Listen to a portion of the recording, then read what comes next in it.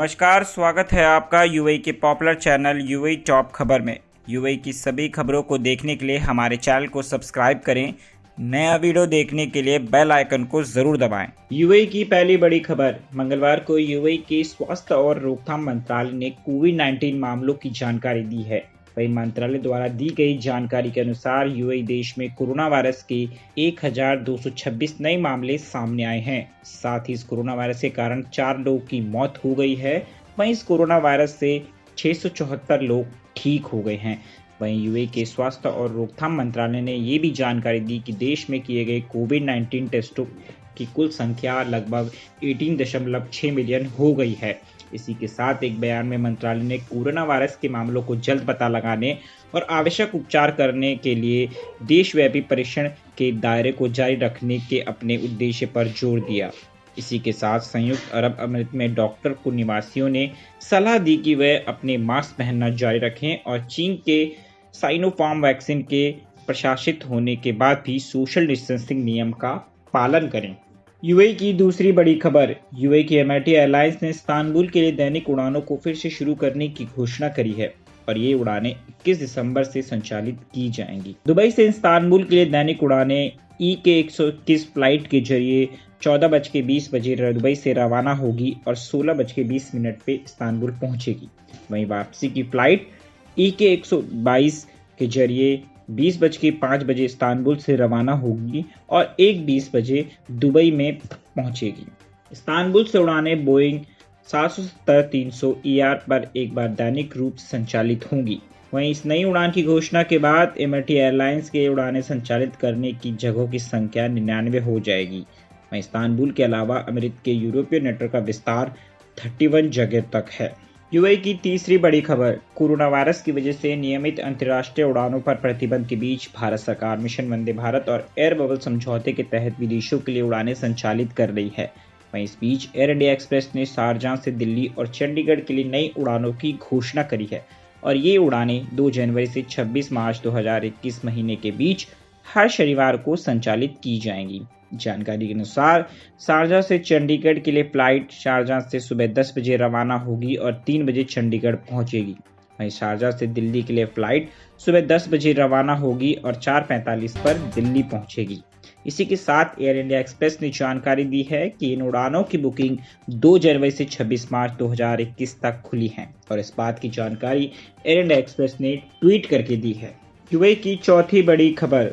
Corona कहर के बीच UAE में विला और टाउनशिप की मांग बढ़ रही है। साथ ही स्टूडियो अपार्टमेंट की मांग भी तेजी से बढ़ी है। दरअसल दुबई के कुछ क्षेत्रों में विला और टाउनशिप और स्टूडियो अपार्टमेंट में किराए और कीमतों में तेजी देखी गई है। हालांकि महामारी के कारण विला और टाउनशिप की मांग बढ़ रही है। स्टूडियो अपार्टमेंट भी अमीरात में काफ़ी अच्छी मांग है।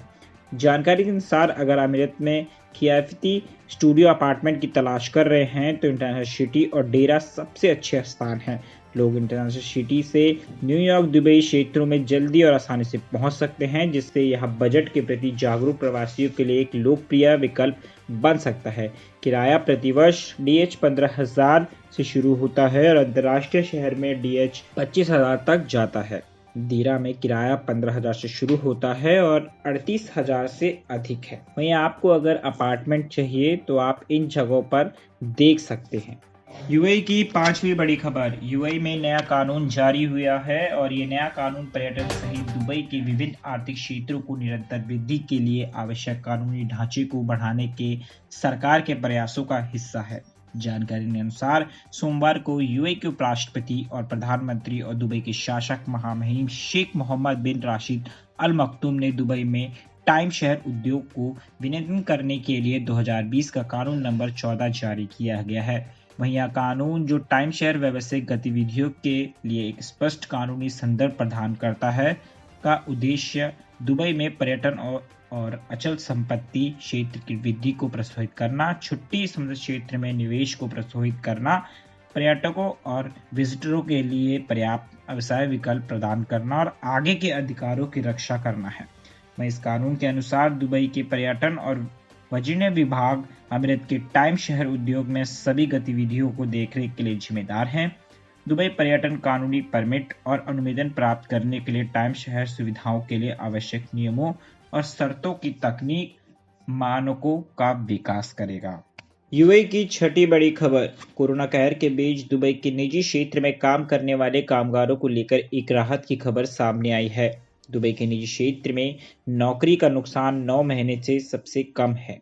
जानकारी के अनुसार दुबई के निजी क्षेत्र में मासिक नौकरी का घाटा 9 महीने में अपने सबसे निचले स्तर पर आ गया है, लेकिन नवंबर के दौरान व्यावसायिक गतिविधियां कमजोर हो गई हैं। IHS मार्केट के एजेंसी में इकोनॉमी में डेविड ओवन ने कहा है कि प्रभावी टीकों के बारे में खबरें लंबे समय तक आशावाद को बहाल कर सकती हैं, क्योंकि फर्मों को 2021 में मजबूत रिकवरी की उम्मीद है। वहीं उन्होंने ये भी कहा कि जॉब नवंबर में स्थिर हो रहे थे, यह संकेत देने के लिए कि पैरोल पर लागत में कटौती के प्रयासों का असर कम होने लगा है, जिसके बाद निजी क्षेत्र में काम करने वाले कामगारों का नुकसान 9 महीनों से सबसे कम है। अगर आपको यह वीडियो अच्छा लगे तो वीडियोस को लाइक करें, कमेंट करें और अपने दोस्तों के साथ शेयर करें, ताकि ज़्यादा से ज़्यादा जानकारी आपके पास पहुंच सके।